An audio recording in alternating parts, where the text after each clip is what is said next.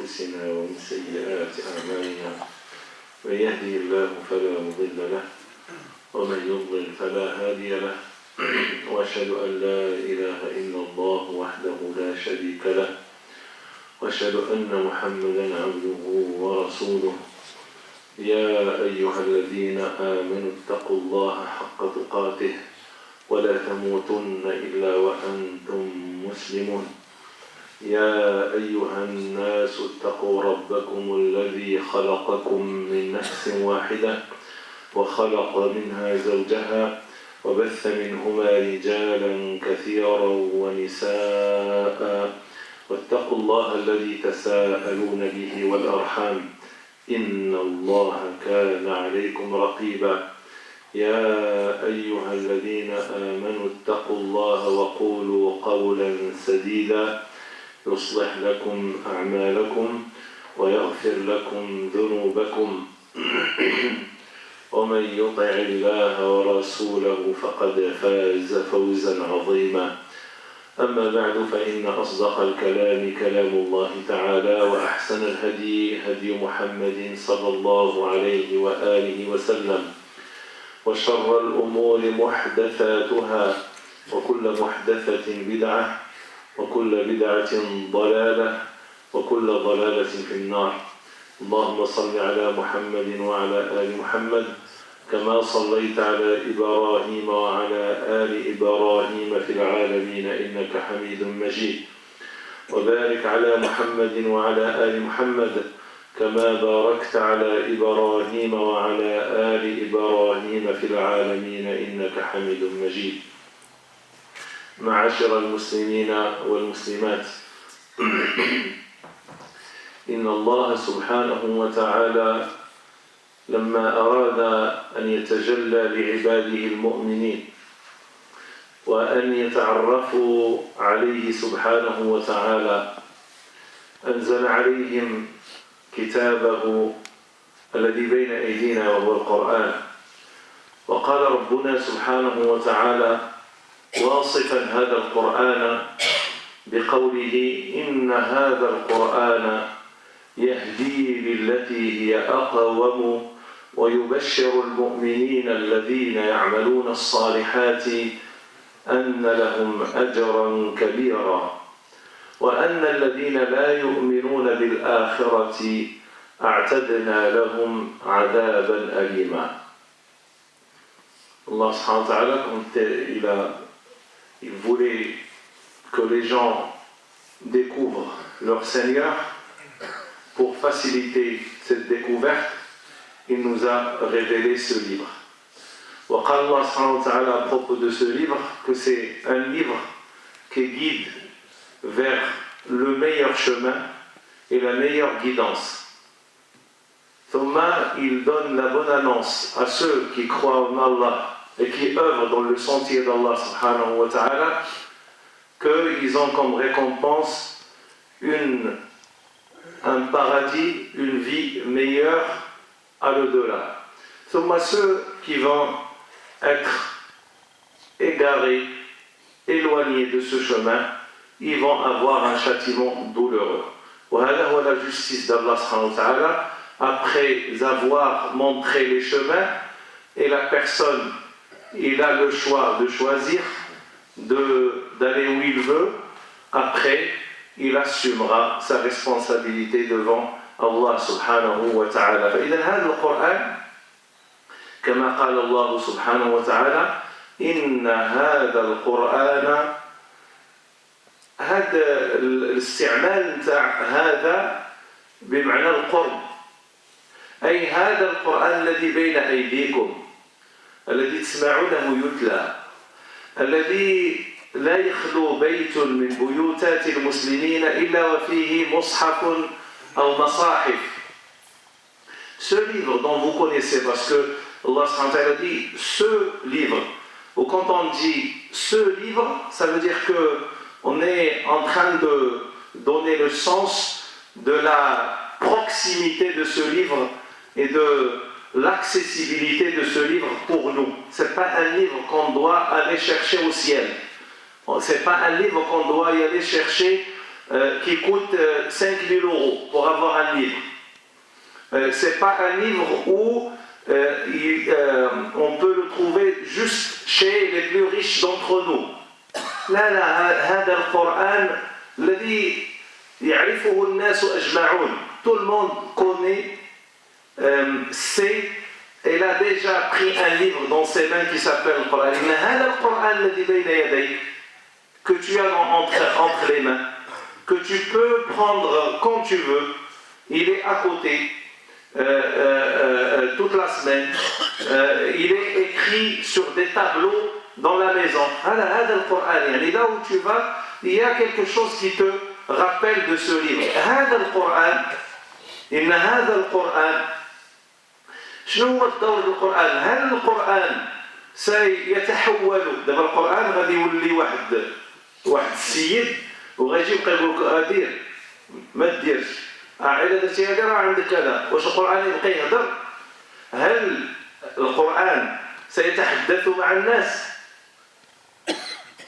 أو الناس ستتحدث بالقرآن؟ Est-ce que le Coran va parler aux gens ou là c'est les gens qui vont parler avec le livre؟ هما اللي غادي يهضروا بالقرآن، هما اللي غادي يخرجوا شنو في القرآن باش نسمعوه، باش نفهموه، باش نعرفوه. وإلا بقينا سادين هو القرآن لا يتكلم.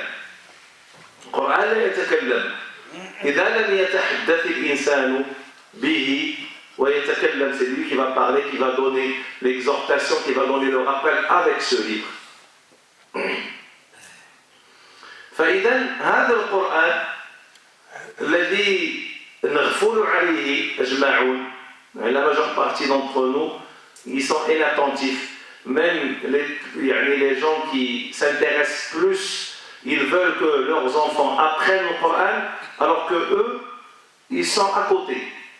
Ils sont très très impliqués pour que les enfants apprennent le Coran, ça c'est très bien. Mais pour lui, non. L'enfant, il doit apprendre. Moi, je ne prends pas de Coran entre mes mains, je ne lis pas, je n'apprends pas, mais toi, tu dois apprendre. Parce que moi, j'ai raté mes débuts, j'étais jeune. Alors que c'est pas ça. C'est pas ça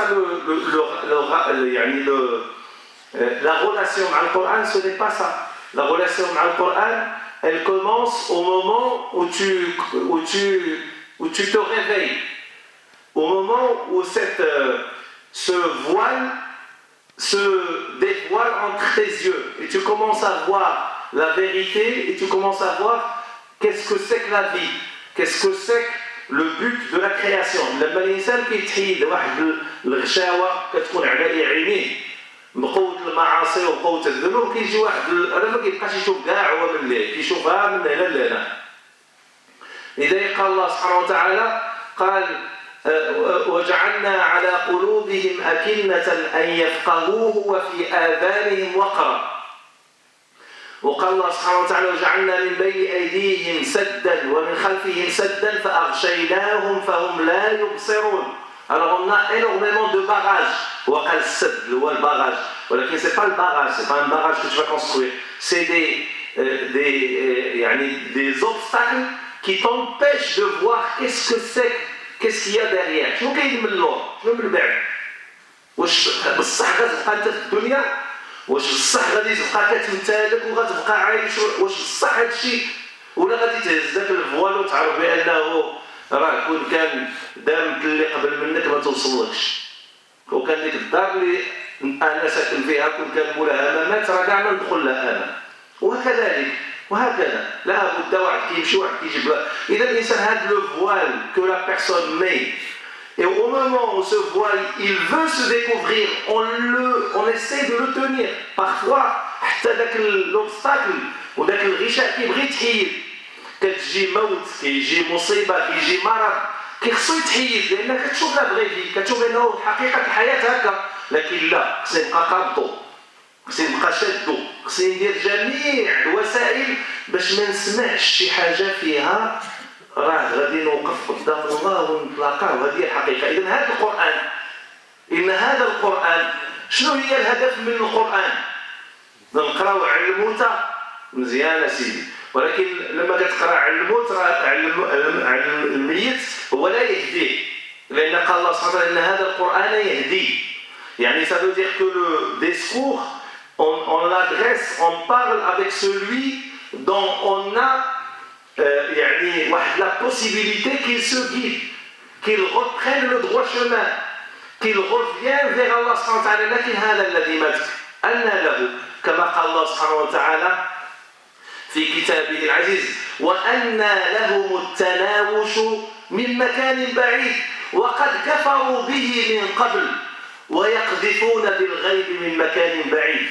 كيف أن لهم التناوش؟ يعني comment ils peuvent revenir. التناوش بمعنى الرجوع. Comment ils peuvent revenir dans le bas monde pour rectifier leurs fautes. أن لهم التناوش من مكان بعيد. Il est dedans, il est enterré. كيفاش يقدر يرجع؟ وقد كفروا به من قبل. Quand ils entendaient les versets d'Allah subhanahu wa ta'ala, ils font pas attention. Ils sont pas là. Pas grave. Ça arrive aux autres, pas à moi. Les autres tombent malades. Moi j'ai un bon médecin. Eux ils font ça, moi je vais faire ça. Il a fait un accident, il est décédé, moi je vais être toujours attentif. Lui comment il est décédé, comme ça moi je vais éviter. إذا إن هذا القرآن هذا هو اللي كيخلي الإنسان يقول هذا باش مات مرض بهذه، وأنا الحمد لله ما عنديش هذه. أنا ما عندكش هذه، عندك أخرى ولا ما عندك حتى حاجة كيموت الإنسان وما عنده حتى شي حاجة. موت بالسيف أو موت بغيره تعددت الأسباب والموت واحد. ضربك واحد تحت المهم وأنا الإنسان لازم يفارق الدنيا لا بد. إذا هذا القرآن كيعطينا هذه الحقيقة إن هذا القرآن يهدي من يريد أن يهتدي إلى هذا التفكير، إلى هذه الطريقة. القرآن يجيد les gens qui veulent se guider، لأن هذه la guidance راه ما كتجيش وكتطيح من السماء. ما يجيش إنسان يقول كتقول له دير تصلي وخصك تهلا في علاقتك بالله سبحانه وتعالى وراه هو اللي غادي يدوم لك، ولازم الإنسان يفكر النهار يكون في المشقة، ونهار يفقد الصحة ديالو، نهار يفقد الله سبحانه وتعالى يثبتك ويكون معاك ويوقف معاك وكذا وييسر لك الأمور في الدنيا وفي الآخرة. عندك تنسى الله سبحانه وتعالى، اللي ينسى الله سبحانه وتعالى يوم القيامة غينساه حتى هو، يقول أنا ما كنعرفكش، لأن أنت في الدنيا مش كتعرفني، أنت ما نعرفكش، ما كتعرفني ما كنعرفك.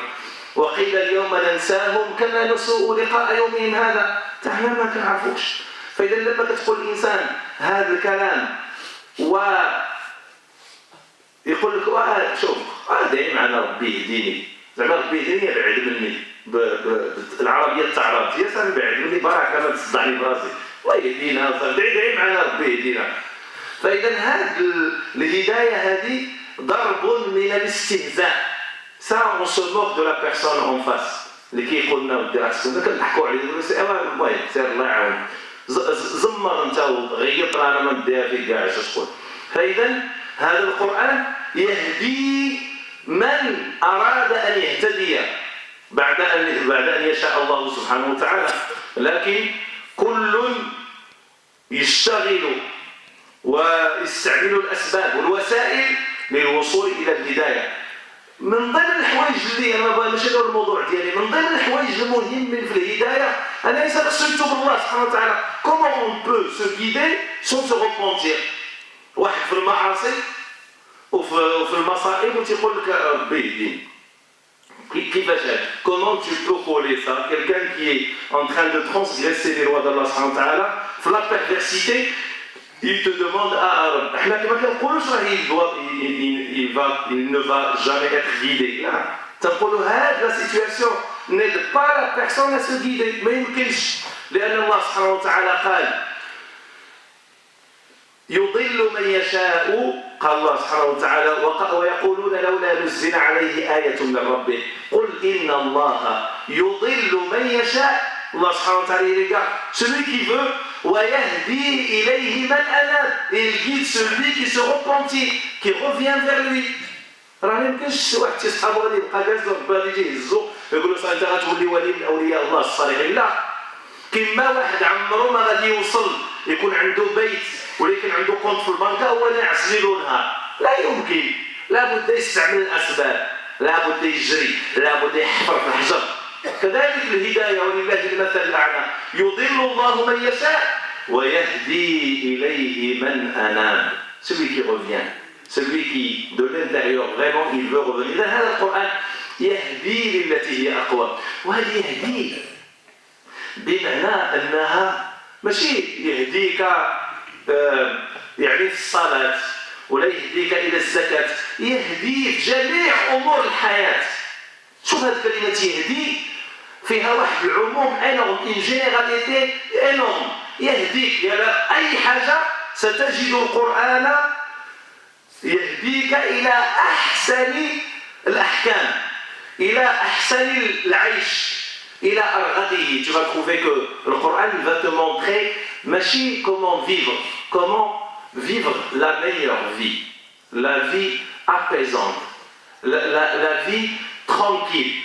ماشي غير تتعيش، لا، يهديك إلى العيش الحقيقي، إلى العيش الرغد، إلى العيش الذي فيه بركة من الله سبحانه، إلى البركة الرب سبحانه وتعالى في الحياة، كتحس بها البركة ديالو والنفس ديال الله سبحانه وتعالى معك، يعني التوفيق ديالو والهداية ديالو كلها كتحس بها. يهدي للتي هي أقوم.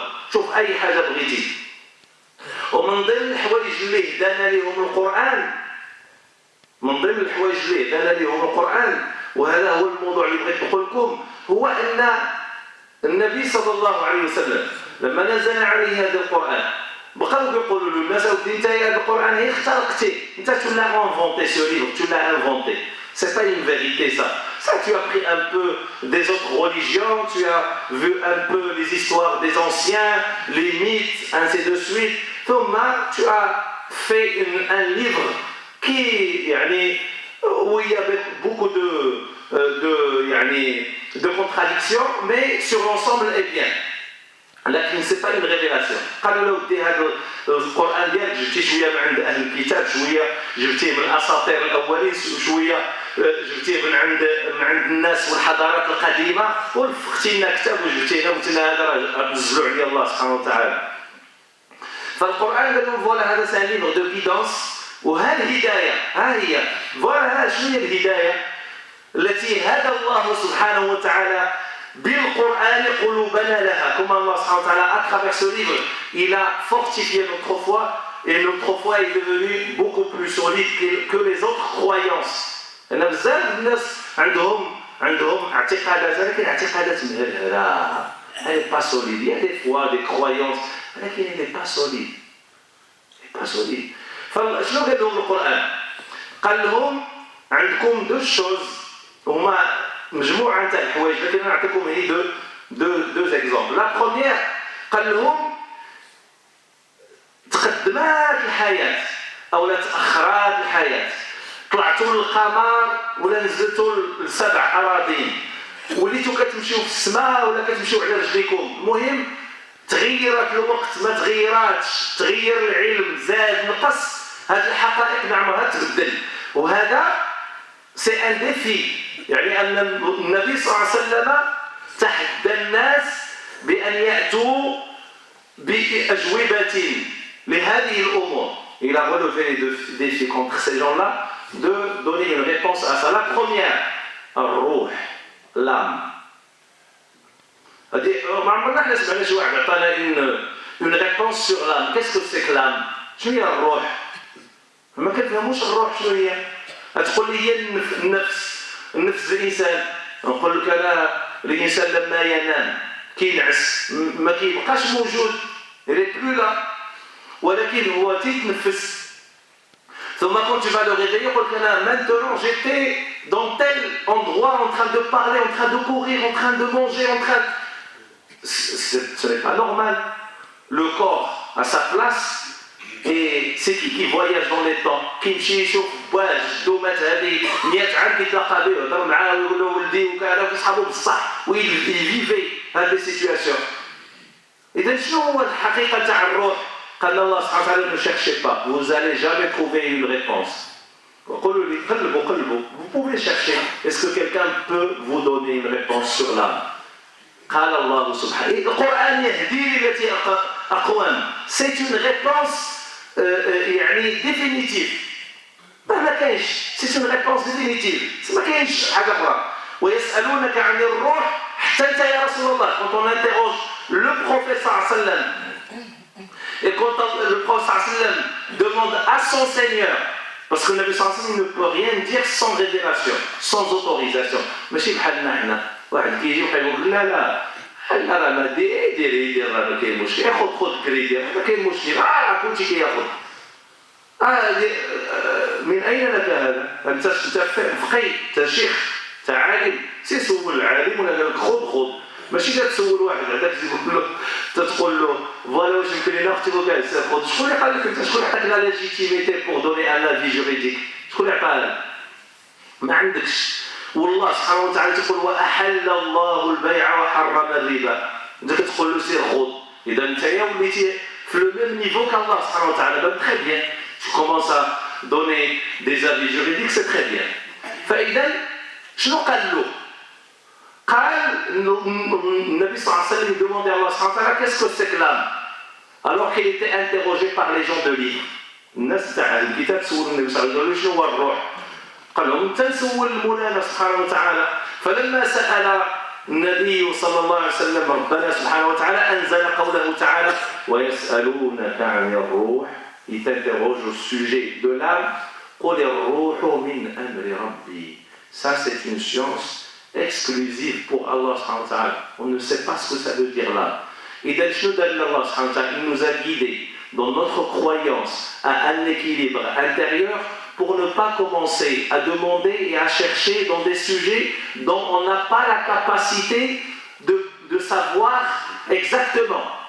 شنو دارنا الله سبحانه وتعالى هدانا لواحد الطريق باش ما نبقاش كنفكر بعقلي القاصر الصغيور المحدود في شي حاجه كبر مني ونسالف عقرب الحمار في الاخر لاني لا استطيع لا اجد اجابه ما عنديش جواب كيفاش ندير وانا كنفكر وتنفكر في شي حاجه اكثر مني كالذي يفكر في كيف هو الله comment il est le Seigneur قال الله سبحانه وتعالى له ما في السماوات وما في الارض ولا يحيطون به علما tu ne peux pas savoir exactement qu'est-ce que c'est que le Seigneur لا يحيطون به علما لا يمكن ان تعلم كيف هو ربنا سبحانه لا يمكن وانما هو ضرب من الحماقات الله سبحانه وتعالى يفعل بكم ما سمعنا أن يعلمنا ما ينفعنا واستغفروه إنه كان غفارا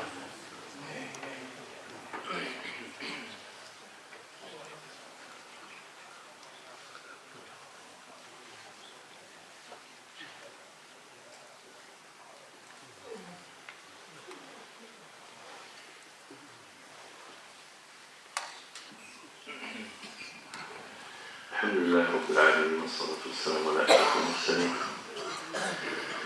سيدنا محمد وعلى آله وصحابته القرين الميامين وعلى من تبعهم بإحسان إلى يوم الدين أما بعد إذا انظروا إلى هذه الهداية القرآنية أول هداية قرآنية وهي تحدي من رسول الله صلى الله عليه وسلم في زمان قد يحدث بعده ما يفند أقوال النبي صلى الله عليه وسلم يعني شوف سولوا على الروح قالوا دير الروح أنا ما نعرفوش كيعرفها غير الله هو قال في واحد الزمان والزمان كيتبدل وممكن يجي واحد الزمان يقولوا لنا احنا راه تنعرفوا الروح اذا نتوما كذابه لان الروح هي الروح وهي الروح فوالا on a une réponse définitive pour l'âme concernant l'âme alors tout ce qu'il a dit votre prophète est faux et tout ce que vous avez dans votre livre c'est faux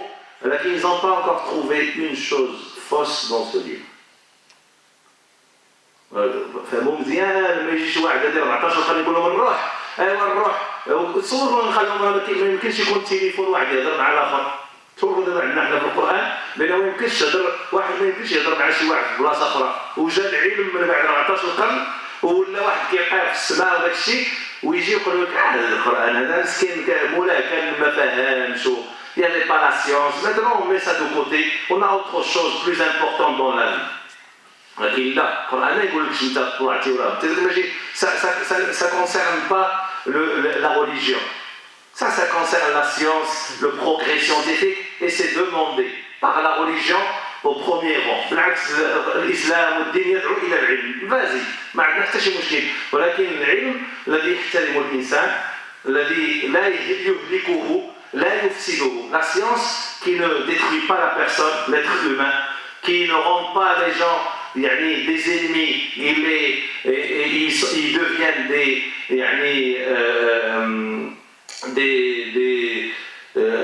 mettre les guerres entre les uns et les autres, ainsi de suite avec cette science. ثم هذه قضية الروح. إذا القرآن قال لك الروح ما كاينش الإجابة, pas une réponse. Jusqu'à maintenant, on n'a pas eu cette réponse. La deuxième question, qui est très importante que le Coran a mis en évidence. هو أن الله سبحانه وتعالى قال لنا في القرآن احنا كنقراوها وتنسمعوها ولكن ما كننتبهولهاش. لأن هذا القرآن راه لا يمكن أن يهديك إلا إذا تحدثت معه. Tu ne peux pas être guidé si tu ne fais pas l'action, l'effort d'aller chercher. تقلبوا ياك شحال تيعجبوا الحال القرآن لما الإنسان يهزه ويقلبه ويقرأ فيه. شحال كيرضى عليه الله سبحانه وتعالى, شحال كتفتخر به الملائكة, شحال كتنزل الرحمات, شحال كتنزل نتاع البركات, شحال كينزل نتاع الدفء في الأسرة, شحال كيتقوى الإنسان وربي كيعطيه المناعة من أمراض الدنيا كاملة النفسية والعضوية. Quand tu ouvres ce livre, il est très content. Allah subhanahu wa ta'ala, il te donne sa miséricorde. Les anges sont très contents de toi. Tu as une charge que tu reçois de ce livre qui te permet de bien vivre, de bien entamer la vie qui est très difficile. C'est une force psychique que le Coran dégage pour cette personne. قال الله سبحانه وتعالى كل نفس ذائقة الموت. لا بد كل واحد يموت. لا بد. Tout le monde doit mourir. تصور الحقيقة. Imaginons qu'on trouvera un médicament contre la mort. لأن راه كل شيء ممكن. دابا حنا كنخرجوا دي جون, on fait le clonage, on fait وكنديروا القلب نتاع الصناعي وكنديروا الكبده وكل شيء كنديروه. Ça peut arriver un jour. الله أعلم. حنا كنقول حنا ماشي ما كنقولوا حنا on est convaincus. لكن pour les autres, ceux qui ne croient pas, ربي سبحانه وتعالى قال في كتابه العزيز كل نفس ذائقة الموت.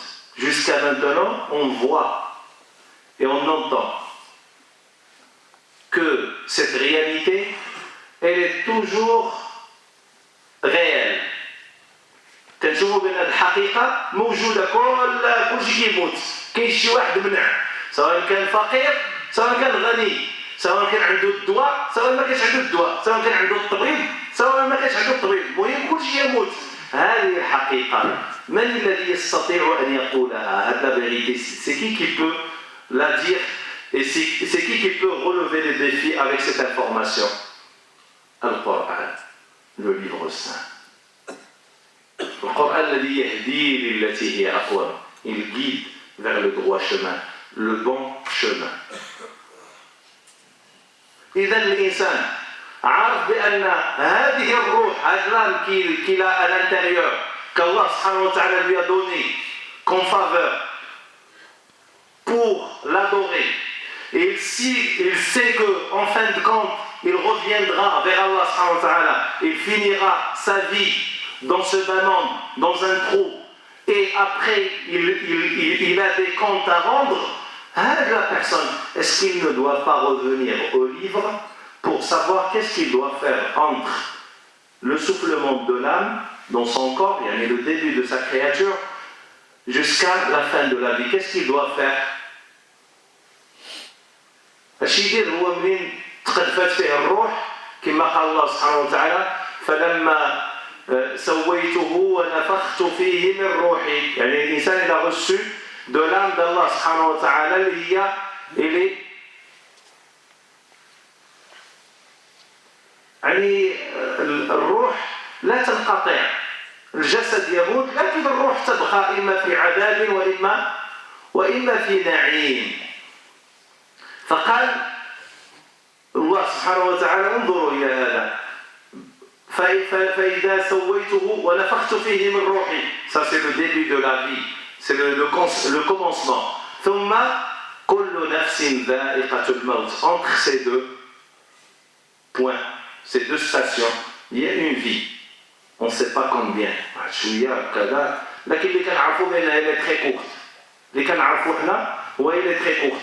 Demande à une personne qui a un certain âge comment tu as passé ta vie. Il ne peut jamais te répondre. ما يقدر حتى واحد يقول لك شحال كي درت دوز هاد السنوات اللي دوزت. ما يقدر حتى واحد يقول ما يقدرش يفهم لك. ما يقدرش يقول لك هي البارح هي هادشي اللي كنسمعوا من عند جدودنا ومن عند والدينا دائما يقول لك البارح كنا كنشريو الحوليد حساني. عرفت كتعرفوا حساني ولا القرش ولا داكشي هذوك العملات القديمه هكا تيهضروا البارح. هو تيهضر على 80 عام اللور كيقول لك البارح. هادشي اللي كنعرفوا وهادشي اللي قال لنا الله سبحانه وتعالى. قال لنا وما امر الساعه امر الساعه يعني depuis le début de la création jusqu'à la fin وما امر الساعه الا كلمح البصر او هو اقرب. La vie entre la création d'Adam jusqu'à la fin des temps, c'est comme un clin d'œil. كلمح البصر. لمح البصر هو هذا هو أو هو أقرب. هذا أو كيقولوا العلماء بمعنى بل. وبل في العربية كتأتي للإضراب. كيفاش الإضراب؟ يعني بحال كنقول لك أنا شوف ودوز عندي مع 4 أو مع 3. كتقول بان انت شنو درتي داك الجمله الاولى تاع دوز عندي مع 4 تضرب عليها كتقول انا 4 كنوصلوا معطلين بل تيني 3. يعني وانك tu annules la première phrase et tu confirmes la deuxième.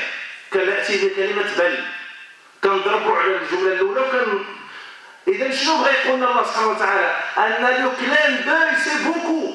Si vous avez quelque chose qui est plus bref qu'un clin d'œil, c'est ça. La vie ماشي لا في ديالي وديالك 60 70 عام لا. من خلق آدم إلى قيام الساعة ما عرفناش كاين شحال ملايين السنين. كل هذا وما أمر الساعة إلا كلمح البصر أو هو أقرب. أقرب يعني قل أدنى. فانظر إلى القرآن كيف يهديك وينزع الغشاوة عنا جميعا لننظر إلى الحياة على حقيقتها. نسأل الله سبحانه وتعالى أن ينفعنا وإياكم ما سمعنا وأن يعلمنا ما ينفعنا وأن يزدنا علما نافعا. اللهم يا رب العالمين لا تدع فينا ولا منا ولا معنا شقيا ولا محروما. اللهم إنا نسألك أن تشافي مرضانا ومرضى المسلمين. اللهم شاف كل مريض وعاف كل مبتلى. اللهم من كان مريضا في هذا الجمع الطيب المبارك شافه وعافه. ألبس علينا وعليه لباس العافية والتقوى. اللهم منزل الداء أنزل الدواء. اللهم منزل الداء أنزل الدواء يا أرحم الراحمين. اللهم إنا نسألك رضاك والجنة نعوذ بك من سخطك ومن النار. اللهم إنا نسألك من الخير كله عاجله وآجله ما علمنا منه وما لم نعلم ونعوذ بك من الشر كله عاجله وآجله ما علمنا منه وما لم نعلم. اللهم إنا نسألك يا أرحم الراحمين من كل خير سألك منه عبدك ونبيك محمد صلى الله عليه وسلم. نعوذ بك من كل شر استعاذ بك منه محمد صلى الله عليه وسلم. اللهم نفس هم المهمومين من المسلمين. اللهم نفس هم المهمومين من المسلمين وفرج كرب المكروبين واقض الدين عن المدينين واشف مرضانا ومرضى المسلمين. اللهم إنا نسألك أن تهدي أبناءنا وأبناء المسلمين. اللهم اهدنا وإياهم صراطك المستقيم. اللهم جنبنا وإياهم الفتن ما ظهر منها وما بطن. اللهم احفظهم بعينك التي لا تنام واكلأهم في كنفك الذي لا يضام. اللهم ارحم جميع موتى المسلمين يا أرحم الراحمين. اللهم ارحم بفضلك جميع المسلمين والمسلمات والمؤمنين والمؤمنات الأحياء منهم والأموات إنك سميع قريب مجيب الدعوات. سبحان ربك رب العزة عما يصفون وسلام على المرسلين والحمد لله رب العالمين.